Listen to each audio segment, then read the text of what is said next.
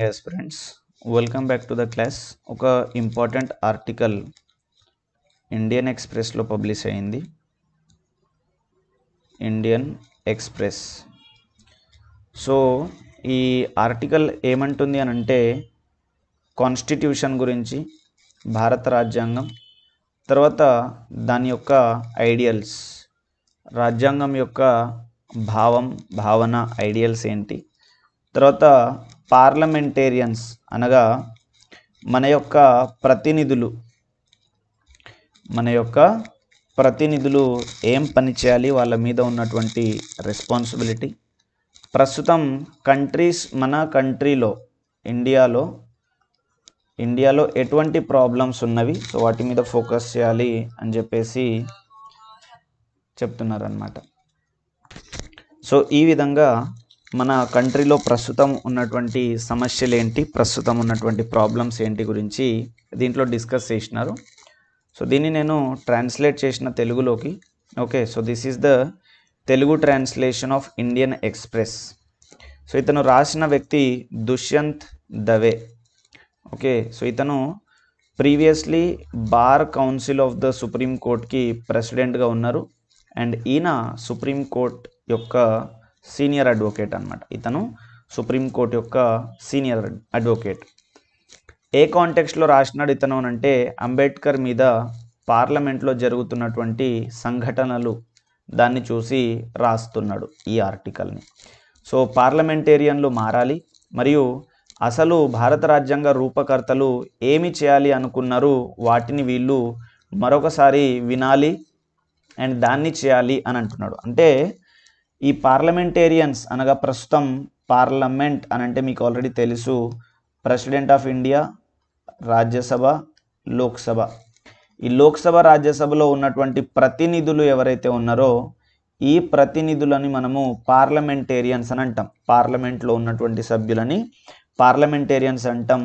So parliamentarians ఏం చేయాలి, ఏం చేస్తున్నారు అనేటువంటి ప్రశ్నని ఇతను లేవనెత్తి కొన్ని విషయాలు చెప్పడానికి ప్రయత్నం చేస్తున్నాడు అనమాట. సో దీంట్లో ఉన్నటువంటి ఇంపార్టెంట్ టర్మ్స్ మీరు గుర్తుపెట్టుకోవాల్సింది ఆర్ నేర్చుకోవాల్సింది కాన్స్టిట్యూయెంట్ అసెంబ్లీ. సో దీన్ని మనము రాజ్యాంగ సభ అని అంటాం. ఇది సోషల్ అనుకొని సాంఘిక అనేటువంటి వర్డ్ వచ్చింది, బట్ సాంఘిక కాదు, రాజ్యాంగ సభ అని అంటాం, కాన్స్టిట్యూయెంట్ అసెంబ్లీ.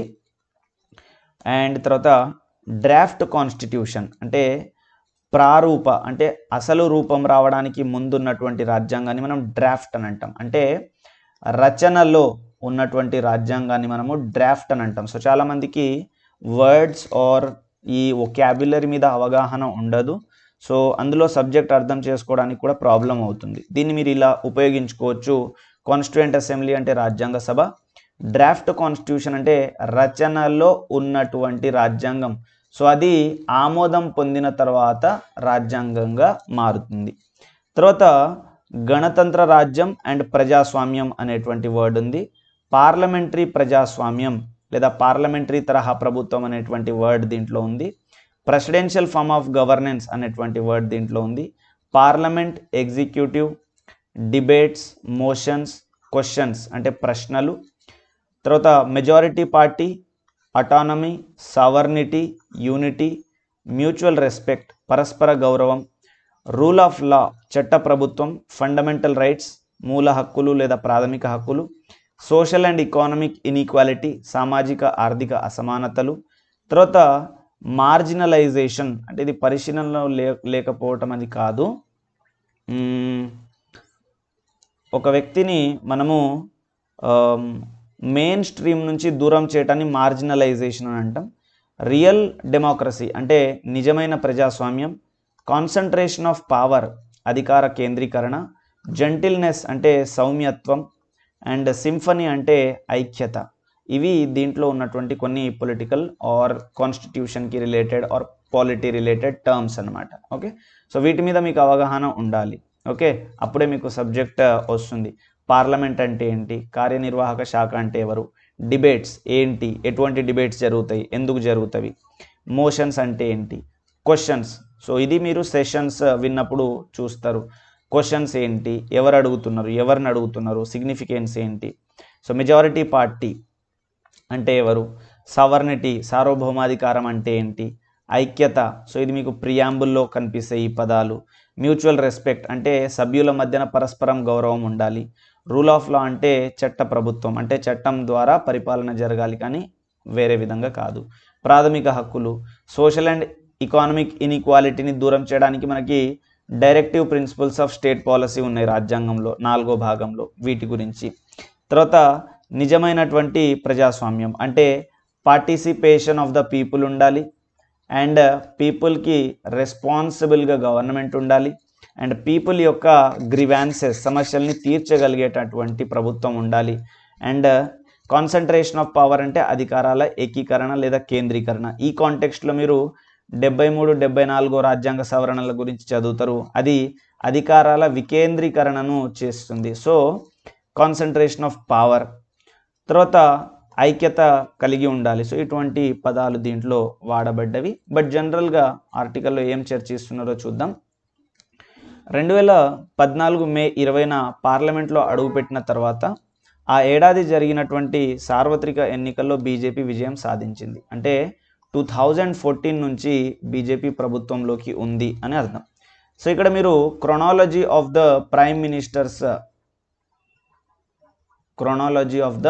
ప్రైమ్ మినిస్టర్స్ గుర్తుపెట్టుకోవడానికి ఈ పాయింట్ మీకు పనికొస్తుంది. సో 2014 నుంచి 24 వరకు ప్రధానమంత్రిగా నరేంద్ర మోదీ ఉన్నారు. సో దానికంటే ముందు 2004 నుంచి 2014 వరకు మనకి ప్రధానమంత్రిగా మన్మోహన్ సింగ్ ఉన్నారు. తర్వాత ప్రధాని నరేంద్ర మోదీ ఇలా ప్రకటించారు, మేము ఇక్కడ ప్రజాస్వామ్య దేవాలయంలో ఉన్నాము. సో ప్రజాస్వామ్య దేవాలయం అనేది ఏంటంటాము అంటే మనము పార్లమెంట్ని అంటాం. ఎవరికైనా తెలియకపోతే నోట్ చేసుకోండి, టెంపుల్ ఆఫ్ డెమోక్రసీ అని చెప్పేసి పార్లమెంట్ని అంటాం. సో పూర్తి స్వచ్ఛతతో పనిచేస్తాం, వాటి కోసం అంటే దేశ ప్రజల కోసం పనిచేస్తాం. ఈ విధంగా నరేంద్ర మోదీ ప్రకటించినారు అనమాట. బాధ్యత అనేది చాలా పెద్ద విషయం అని చెప్పేసి నరేంద్ర మోదీ అన్నారు. ఎవరంటున్నారు ఇక్కడ? నరేంద్ర మోదీ అని అంటే ఎవరు? రియల్ ఎగ్జిక్యూటివ్ అని అంటే వాస్తవ కార్యనిర్వాహక అధికారి ప్రధానమంత్రి. సో వాస్తవ కార్యనిర్వాహక అధికారి ప్రధానమంత్రి ఏమంటున్నారు అంటే బాధ్యత అనేది పెద్ద విషయం అన్నారు. ఇది కరెక్ట్. ఒకవేళ మీకు బేసిక్స్ సరిగా అర్థమై ఉంటే, బేసిక్స్ మీకు తెలిసి ఉంటే, మనం అడాప్ట్ చేసుకున్నది పార్లమెంటరీ తరహా ప్రభుత్వం. పార్లమెంటరీ తరహా ప్రభుత్వం దీనికి మరొక పేరు ఏంటి అని అంటే రెస్పాన్సిబుల్ గవర్నమెంట్. సో ఇప్పుడు గవర్నమెంట్కి హెడ్ ఎవరు? Prime minister. So prime minister responsibility గురించి మాట్లాడుతున్నారు, అంటే ఇండైరెక్ట్లీ పార్లమెంటరీ తరహా ప్రభుత్వం గురించి మాట్లాడుతున్నారు. సో మీరేం నోట్ చేసుకోవాలి అని అంటే పార్లమెంటరీ తరహా ప్రభుత్వం అనేది బాధ్యతాయుతమైనటువంటి ప్రభుత్వం. సో ప్రధానమంత్రి కూడా దాని గురించే మాట్లాడుతున్నారు, which is a nice thing, happy.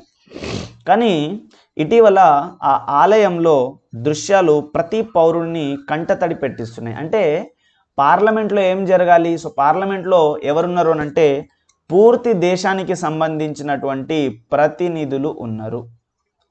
పూర్తి దేశానికి సంబంధించిన ప్రతినిధులు, అన్ని రాష్ట్రాలకు సంబంధించిన ప్రతినిధులు ఉన్నారు. సో వాళ్ళందరూ బాధ్యతాయుతంగా పనిచేయాలి. అందరూ కూడా రాజ్యాంగం కోసం పనిచేయాలి, చట్టాల కోసం పనిచేయాలి, ప్రజల కోసం పనిచేయాలి. యాక్చువల్గా ప్రజల కోసం పనిచేయాలి. రాజ్యాంగం, చట్టాలు ఇవన్నీ కూడా ప్రజల కోసం ఉన్నవే. అయితే రాజ్యాంగం ఏం చెప్తుంది అని అంటే భారతదేశాన్ని ప్రజాస్వామ్య గణతంత్ర దేశంగా ఏర్పాటు చేయాలి అని ప్రజలు తీర్మానించారు. అంటే ఇది ప్రియాంబుల్లో ఉన్నటువంటి వర్డ్. ప్రియాంబుల్లో అంటే మీరు పీఠికని చదివినప్పుడు పీఠికలో ఏమని స్టార్ట్ అవుతుంది? We the people of India, భారతదేశ ప్రజలమైన మేము, కాన్స్టిట్యూట్ ఇండియా ఇంటూ, సో భారతదేశాన్ని ఎట్లా నిర్మాణం చేయాలి అనుకుంటున్నామని అంటే sovereign, socialist, secular, democratic and republic. So ఇక్కడ 2 పదాలు మాత్రమే ఇచ్చినాడు. ముందర ఉన్నటువంటి సావరిన్, సోషలిస్ట్, సెక్యులర్ అనే పదాలని ఇక్కడ రైటర్ వాడలేదు. ఓకే, సో ప్రజాస్వామ్య మరియు గణతంత్ర దేశంగా ఏర్పాటు చేయాలి అని చెప్పేసి ప్రజలు తీర్మానించారు. సో ఇది మీకు ప్రియాంబుల్లో కనిపిస్తుంది, ఈ వర్డింగ్ని మీరు చూడవచ్చు. సో క్వశ్చన్ అడగవచ్చు, భారతదేశం యొక్క ప్రియాంబుల్ పీఠిక అనేది ఎట్లా స్టార్ట్ అవుతుంది అని అంటే we the people of India అనేటువంటి పదంతో స్టార్ట్ అవుతుంది. ఒక పాయింట్ గుర్తుపెట్టుకోవాలి. రెండో పాయింట్, ఈ పదాల క్రమం sovereign, socialist, secular, democratic and republic, ఈ పదాల క్రమాన్ని కూడా అమర్చండి అని క్వశ్చన్ అడుగుతారు. ఈ క్రమం కూడా మీరు గుర్తుపెట్టుకోవాలి. సో గత వారం పార్లమెంట్లో జరిగిన సంఘటన, ఆ విషయంలో మన ప్రతినిధులు వాళ్ళ యొక్క నిబద్ధతపై ప్రశ్నలను లేవనెత్తుతుంది. సో యాక్చువల్లీ ఇప్పుడు పార్లమెంట్లో మనకి రాజ్యసభ ఉంది, లోక్సభ ఉంది. ఈ రెండు సభల్లో ప్రతినిధులు ఉన్నారు. ప్రతినిధి అనంటే ప్రజల తరపున నిర్ణయాలు తీసుకోవడానికి అర్హత అప్పజెప్పబడ్డటువంటి వ్యక్తిని మనం ప్రతినిధి అని అంటాం. సో ఎట్లా మనం అర్హతని అప్పజెప్పినామంటే 18 years ఉన్నవాళ్ళు, ఓటింగ్ రైట్స్ ఎలిజిబుల్ ఉన్నవాళ్ళు ఓట్లు వేసి నా తరపున నిర్ణయాలు తీసుకో అని చెప్పేసి మనం ఒక వ్యక్తిని పార్లమెంట్కి ప్రతినిధిలాగా పంపిస్తాం. సో లోక్సభకి, రాజ్యసభకి ప్రతినిధులను పంపిస్తాం. అయితే మరి ప్రతినిధులు చేస్తున్నటువంటి సంఘటనలు మనమందరినీ కూడా ప్రశ్నలు లేవనెత్తుతున్నాయి. అంటే వీళ్ళు ఏం చేస్తున్నారు, ఎవరి కోసం పని చేస్తున్నారు, సమాజం కోసమే చేస్తున్నారా, ప్రజల కోసమే చేస్తున్నారా, దేశాన్ని ప్రజాస్వామ్య దేశంగా ఉంచుతున్నారా, రిపబ్లిక్గా ఉంచుతున్నారా, లేదా వేరేలాగా పని చేస్తున్నారా అనేటువంటి దిశగా మనము క్వశ్చన్ రేస్ చేయాల్సిన అవసరం ఏర్పడుతుంది.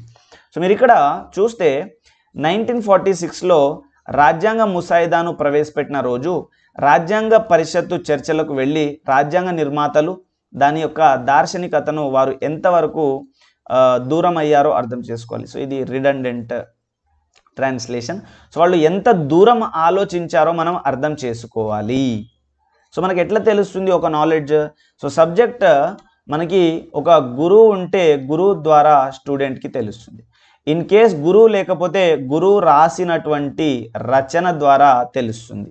సో కాబట్టి ఇప్పుడు రాసినటువంటి వాళ్ళు లేరు, ఫ్రేమర్స్ ఆఫ్ ద కాన్స్టిట్యూషన్ లేరు. కాబట్టి అప్పుడు జరిగినటువంటి డిబేట్స్, రాజ్యాంగ పరిషత్లో జరిగినటువంటి చర్చలు ఏవైతే ఉంటాయో సో వాటికి మనము తిరిగి వెళ్ళాలి. అవి చదివితే ఆ నిర్మాతలు వాళ్ళ యొక్క దార్శనికత, వాళ్ళు ఎంత దూరం ఆలోచన చేసినారు, ఏ విధంగా ఆలోచన చేసినారు, రాజ్యాంగం ఎలా ఉండాలి అని అనుకున్నారు, ఎవరి కోసం ఉండాలి అని అనుకున్నారు, అటువంటి ప్రశ్నలకు మనం సమాధానం తెలుస్తాయి. అప్పుడు పార్లమెంటేరియన్స్ కరెక్ట్గా పనిచేయవచ్చు, చట్టసభల్లో ఉన్నటువంటి సభ్యులు కరెక్ట్గా పనిచేయవచ్చు, రాజ్యాంగం అమలు చేసే దిశగా పనిచేయవచ్చు, ప్రజలకి సుఖశాంతులు ఇచ్చే విధంగా, లా అండ్ ఆర్డర్ అప్హోల్డ్ చేసే విధంగా వాళ్ళు చేయవచ్చు అన్నమాట. అయితే ప్రజలు అందరి కోసము పని చేయాలి అని చెప్పేసి, సో ఇక్కడ ప్రజలు అనంటే ప్రజలందరూ.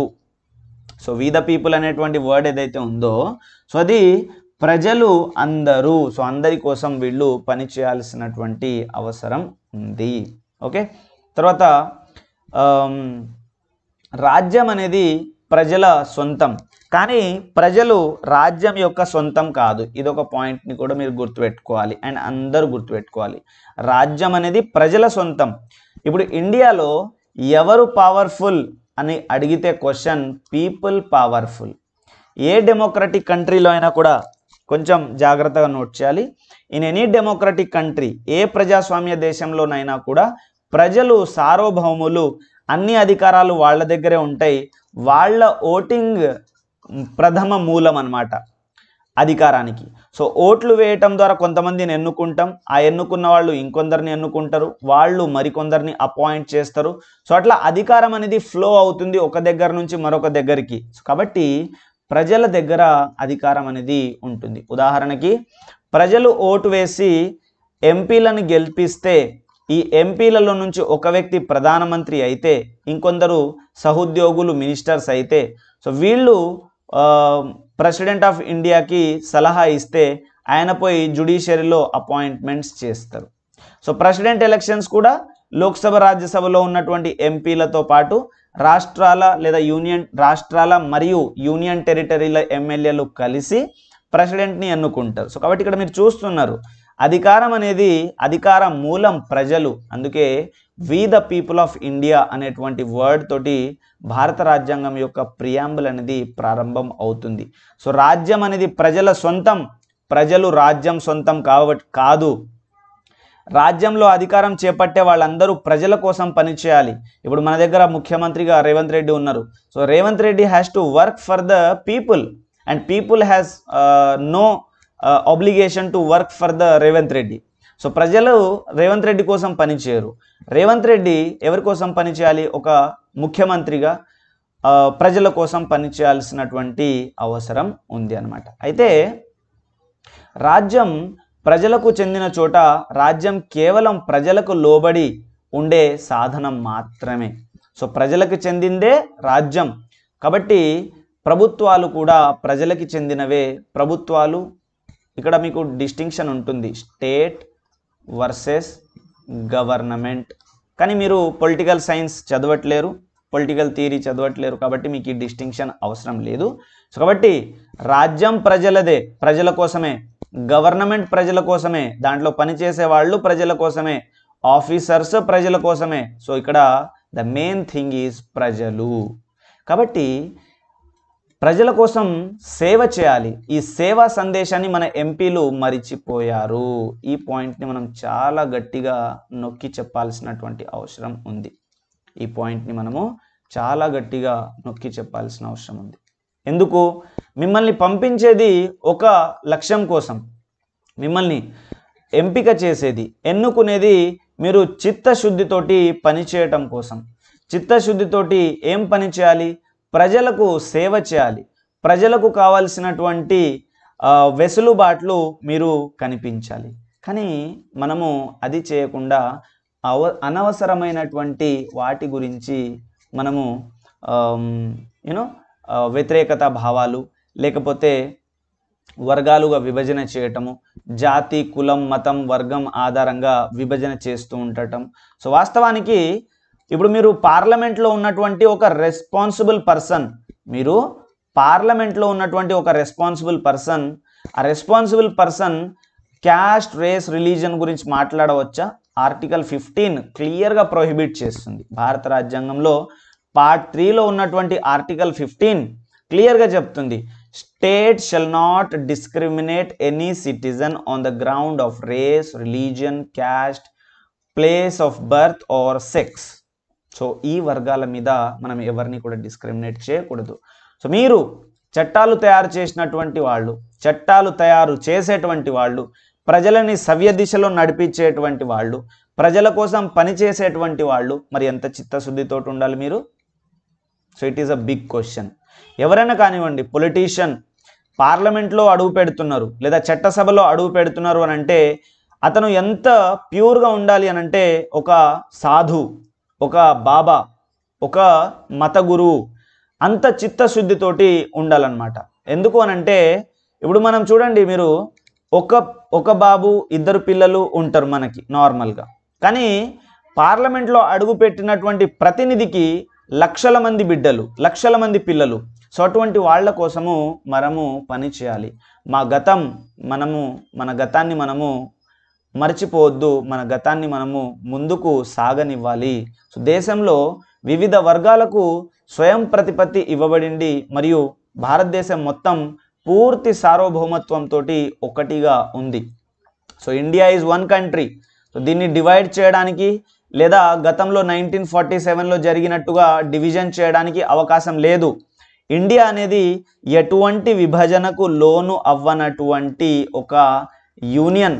మన రాష్ట్రాలు విభజన కావచ్చు, ఇంటర్నల్ రీఆర్గనైజేషన్ కావచ్చు, అంతర్గత పునర్విభజన కావచ్చు.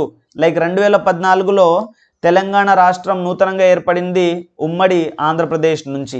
ఈ విధంగా మన యొక్క పరిపాలనా వెసులుబాటు కోసం ఇంటర్నల్ రీఆర్గనైజేషన్ చేసుకోవచ్చు. కానీ భారతదేశం అనేది పూర్తి సార్వభౌమత్వం కలిగి ఉంది. అంటే ఇక్కడ మీరు రెండు టర్మ్స్ని నోట్ చేయాలి. ఇతర దేశాల వాళ్ళు మన మీద ఎటువంటి బలోపేతం చేయలేరు మన నిర్ణయాల మీద. తర్వాత అంతర్గత నిర్ణయాలన్నీ కూడా మన ప్రతినిధులు తీసుకుంటారు. సో అంతర్గత నిర్ణయాలు కావచ్చు, బహిర్గత నిర్ణయాలు, విదేశీ సంబంధాలు కావచ్చు, స్వదేశీ వ్యవహారాలు కావచ్చు. సో ఇవన్నీ కూడా మన ద్వారా ఎన్నుకోబడ్డటువంటి వ్యక్తులు చేస్తారు. సో మన ఐక్యత మనకి అవసరం, ఐక్యతగా మనం ఉండాలి. భిన్నాభిప్రాయాలు అసెంబ్లీలో రావాలి. కానీ వచ్చినప్పుడు ఏం చేయాలి అంటే మనము చిత్తశుద్ధితోటి ఉండి ఒకళ్ళ అభిప్రాయాన్ని ఒకళ్ళు గౌరవించాలి.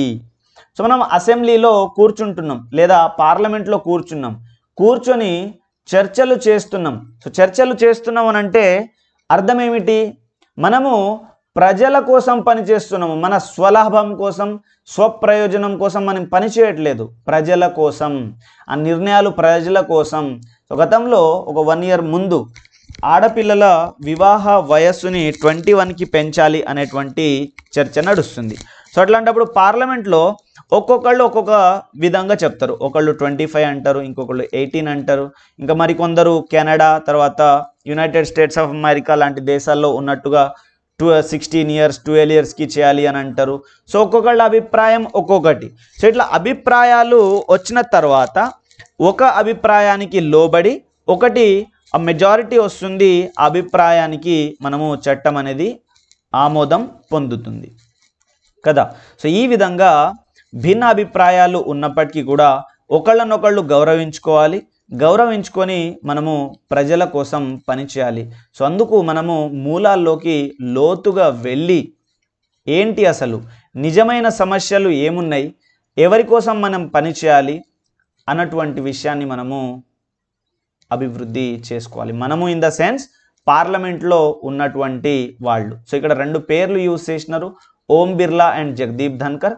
సో మనకి రాజ్యసభ ఉంది, దానికి ఒక అధ్యక్షత వహించేటువంటి వ్యక్తి ఉంటారు, అది వైస్ ప్రెసిడెంట్ ఎక్స్ అఫీషియో చైర్మన్గా అధ్యక్షత వహిస్తారు.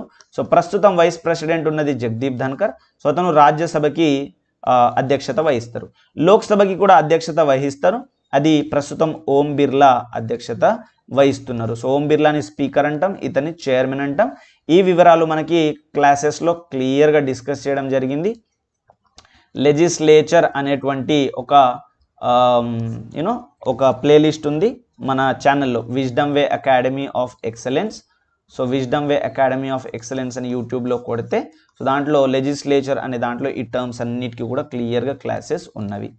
సో పార్లమెంటరీ తరహా ప్రభుత్వం, సో అధ్యక్ష తరహా ప్రభుత్వం, పార్లమెంటరీ తరహా ప్రభుత్వం అనేటువంటి ఒక చర్చ మనలో వచ్చింది. సో ఏదైనా కూడా డెమోక్రసీలో, ఇన్ ఎనీ డెమోక్రసీ 2 రకాలుగా విభజన చెందుతుంది. ఒకటి బాధ్యతాయుతమైన ప్రభుత్వం మరియు బాధ్యత లేనటువంటి ప్రభుత్వం. సో బాధ్యతాయుతమైన ప్రభుత్వాన్ని మనం పార్లమెంటరీ తరహా ప్రభుత్వం అంటాం, బాధ్యత లేనటువంటి ప్రభుత్వాన్ని మనము అధ్యక్ష తరహా లేదా ప్రెసిడెన్షియల్ ఫార్మ్ ఆఫ్ గవర్నమెంట్ అని అంటాం.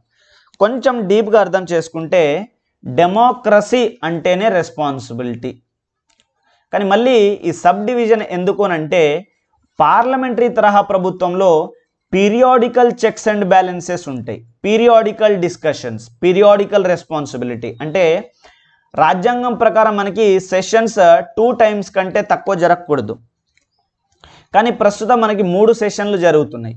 ఈ సెషన్లలో ఏం జరుగుతుంది అని అంటే క్వశ్చనింగ్ అండ్ ఆన్సరింగ్ జరుగుతుంది. ఆన్సర్ ఎవరు చేస్తారు? ప్రభుత్వం నడిపిస్తున్న వాళ్ళు. క్వశ్చన్స్ ఎవరు చేస్తారు అని అంటే పార్లమెంటేరియన్స్. ఓకే, సో ఇంకా డీప్గా వెళ్ళట్లేదు నేను, ఎందుకనంటే పార్లమెంటేరియన్సే మళ్ళీ ప్రభుత్వం కూడా నడిపిస్తారు. అంటే పార్లమెంట్లో సభ్యత్వం ఉన్నవాళ్ళు, పార్లమెంట్లో మెజారిటీ ఉన్న వాళ్ళే ఎగ్జిక్యూటివ్ బ్రాంచ్ని నడిపిస్తారు.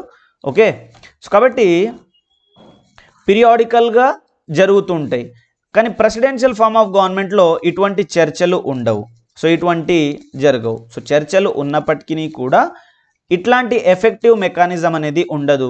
సో వీళ్ళ బాధ్యత ఓన్లీ ఎలక్షన్ టైంలో కనిపిస్తుంది, అంటే ఎవ్రీ 4 yearsకి ఒకసారి కనిపిస్తుంది. దేర్ఫోర్ 4 yearsకి ఒకసారి బాధ్యత నిరూపించే ప్రభుత్వ విధానం కంటే పీరియాడికల్గా బాధ్యత నిరూపించే ప్రభుత్వానికి ఎక్కువ వెయిటేజ్. ఎందుకంటే ఇండియా ఇప్పుడిప్పుడే స్వతంత్రం పొందింది కాబట్టి ఒక మంచి గవర్నమెంట్, రెస్పాన్సిబుల్ గవర్నమెంట్ కావాలి అని చెప్పేసి మనము ఏర్పాటు చేసుకున్నాం అన్నమాట. ఓకే, సో మనము ఏం చేయాలి అని అంటే ఈ విధంగా సున్నితత్వంతో ఎటువంటి ప్రాబ్లంనైనా మనము సాల్వ్ చేయాలి. మనము ఏకాభిప్రాయం మీదికి రావాలి. సో మనలో భిన్న అభిప్రాయాలు ఉన్నప్పటికీ కూడా మనము ఏకాభిప్రాయంలోకి రావాలి. స్నేహం, సహకారం, సుహృద్భావం. స్నేహం, సహకారం, సుహృద్భావం అంటే ఇప్పుడు పార్లమెంట్లో ఉన్నాము, మనకేంటి పని? పార్లమెంట్లో ఉన్నాము, మనకేంటి పని? ప్రజల కోసం పని చేయాలి. మనలో భిన్నాభిప్రాయాలు ఉండవచ్చు, అవి డిస్కషన్స్ ద్వారా జరగాలి, స్నేహభావంతో జరగాలి, సహకారంతో జరగాలి, సుహృద్భావంతో జరగాలి. అంతేగాని గాజులు వేసుకున్నారా, చీర కట్టుకుంటారా, మీరు అది, మీరు ఇది, మీరు ఆడంగులు, మీరు మగవాళ్ళు, అట్లా ఇట్లా ఇట్లా అట్లా ఇటువంటి పనికిమాలిన డిస్కషన్స్ మనం చేయడానికి అవసరం లేదు. సో రీసెంట్గా తెలంగాణలో ఒక మాక్ అసెంబ్లీ జరిగింది. ఆ మాక్ అసెంబ్లీలో పిల్లలు ఏమంటున్నారు అని అంటే, మనకి ఒక్క మెడల్ రాలేదు, ప్రభుత్వం ఏం గాజులు తొడుక్కొని కూర్చుందా అంటే, గాజులు తొడుక్కోవడం అనేది తప్పు అనేటువంటి భావనలోకి మన పిల్లలు వెళ్తున్నారు. అంటే మళ్ళీ ఇది ఫెమినిజంకి సంబంధించిన క్వశ్చన్ అనమాట. అంటే గాజులు తొడుక్కోవడం అనేది వీక్నెస్కి సింబల్, చీర కట్టుకోవడం అనేది వీక్నెస్కి సింబల్. గాజులు తొడుక్కున్నారా అంటే మీరు వీక్గా ఉన్నారు, చీర కట్టుకున్నారా అంటే మీరు వీక్గా ఉన్నారు. సో ఇట్లాంటి ఎడ్యుకేషన్ని మన పిల్లలు ఇండైరెక్ట్గా నేర్చుకుంటున్నారు. సో మనం జాగ్రత్త పడాలి. పార్లమెంట్, రాష్ట్రాల శాసనసభలు, ఇక్కడ జరిగేటువంటివి చర్చలు నగ్నంగా జరుగుతున్నవి. నలుగురు వింటారు, 10 మంది చూస్తారు, 10 మంది మోటివేట్ అవుతారు. సో మనల్ని పరిపాలన చేసేటోళ్లే చిత్తశుద్ధి లేకపోతే, సంయమనం లేకపోతే, ఓపిక లేకపోతే, మరి మనం వాళ్ళ దగ్గర నుంచి నేర్చుకోవాల్సిన, వాళ్ళని ఆచరించాల్సిన, వాళ్ళని చూడాల్సిన, అఫ్కోర్స్ ఇట్లాంటి సిచ్యువేషన్ ఏం లేదు, మనం వాళ్ళ దగ్గర నుంచి నేర్చుకునేంత ఏం లేదు. కానీ మరి ఇట్లా చేయడం మీకు తెలుసు. గతంలో కూడా మన గౌరవ ఎమ్మెల్యే, మంత్రి, లేబర్ మినిస్టర్గా ఉన్నటువంటి మంత్రి, నేను పాలమ్మినా పూలమ్మినా మాట్లాడినారు. అక్కడ రాంగ్ ఏం లేదు, కానీ అది ఎంత వైరల్ అయింది, తర్వాత పిల్లలు దాన్ని పట్టుకొని ఎంత ఇదైనారు. సో ఇట్లాంటి మనము, it's not a place of comedy, అది కామెడీకి సంబంధించినటువంటి ప్లాట్ఫామ్ కాదు. సో అది ఎటువంటి ప్లాట్ఫామ్, చాలా గట్టి ప్లాట్ఫామ్ అది.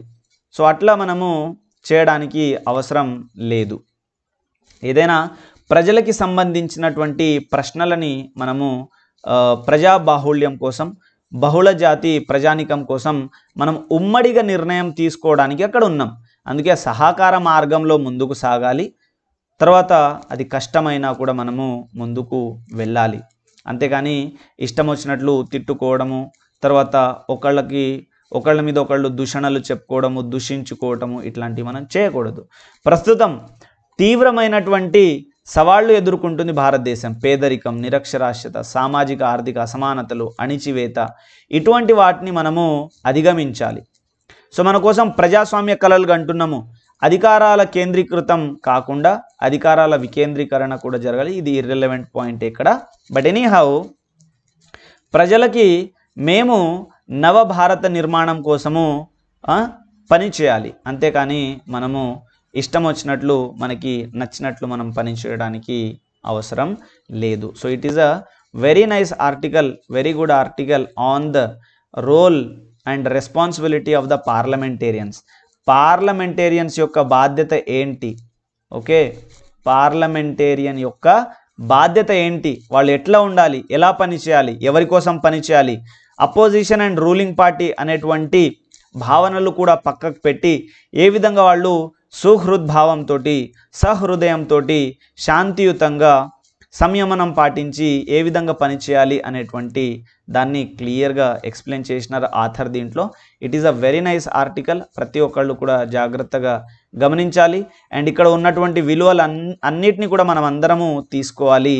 అండ్ ఇక్కడ ఉన్నటువంటి టర్మ్స్ ప్రతి ఒక్కటి కూడా మీకు గ్రిప్లో ఉండాలి. కాన్స్టిట్యూయెంట్ అసెంబ్లీ, సో దానికి సంబంధించి మొత్తం నేర్చుకోవాలి.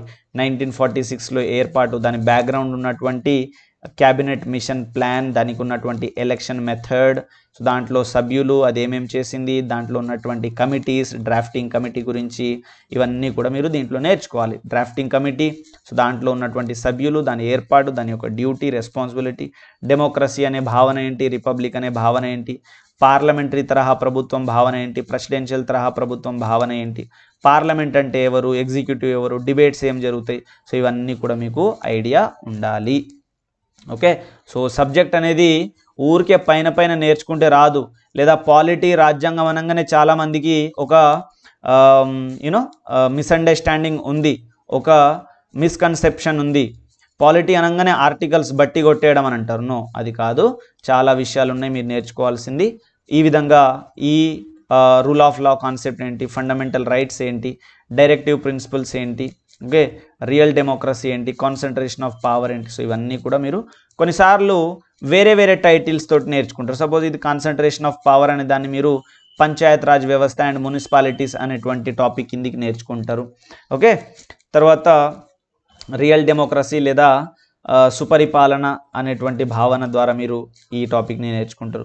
సోషల్ అండ్ ఎకనామిక్ ఇన్ఈక్వాలిటీని మీరు directive principles of state policy కింద నేర్చుకుంటారు. So I will be guiding, ఇగో ఇట్లాంటి ఏమన్నా మంచి ఇంపార్టెంట్ థింగ్ వచ్చినప్పుడు ఇట్లనే అనలైజ్ చేసి సో దాంట్లో ఉన్నటువంటి పదాలని కూడా మనం చూస్తాం. So this is a nice article. So మీరు కూడా దీన్ని వెబ్సైట్లో go back to the constituent assembly and learn అని మీరు ఇంటర్నెట్లో సెర్చ్ చేస్తే ఇండియన్ ఎక్స్ప్రెస్ నుంచి మీకు ఈ ఆర్టికల్ వస్తుంది. సో దీన్ని మీరు చదవచ్చు. Okay, so that's all for the class. Will be seeing you again with another discussion. Until then have a very good time, prepare well, bye bye. So ఈ సిరీస్ని follow అవ్వండి. సో దీంట్లో నేను general terms వాటి గురించి కూడా discuss చేస్తున్నా కాబట్టి సో మీరు న్యూస్ చదివేటప్పుడు ఇట్లా చదవాలన్నమాట. ఓకే, ఇప్పుడు మీరు న్యూస్ చదివినారు, సో దీంట్లో ఇన్ని టర్మ్స్ వచ్చినాయి, ఈ టర్మ్స్ మీద మీకు కమాండ్ ఉందా, కంట్రోల్ ఉందా, సో మీకు సబ్జెక్ట్ అవగాహన ఉందా అనేది మీరు చూసుకోవాలి. ఓకే, సో ఈ సిరీస్ని ఫాలో అవ్వండి. దీనికి ఒక పేరు కూడా పెట్టి ఒక సెపరేట్ ప్లేలిస్ట్ తయారు చేస్తాం మన ఛానల్లో. ఆ ప్లేలిస్ట్ని మీరు ఫాలో అయితే సబ్జెక్ట్ని మీరు you can nail it. So you can nail it. So మీరు సబ్జెక్ట్ని మంచిగా నేర్చుకోవాలి. సో అందరికీ తెలుసు, Anil Rathod, faculty Indian polity. Okay, so prepare well. I'll see you in the next class. Until then, have a very good time. Bye bye.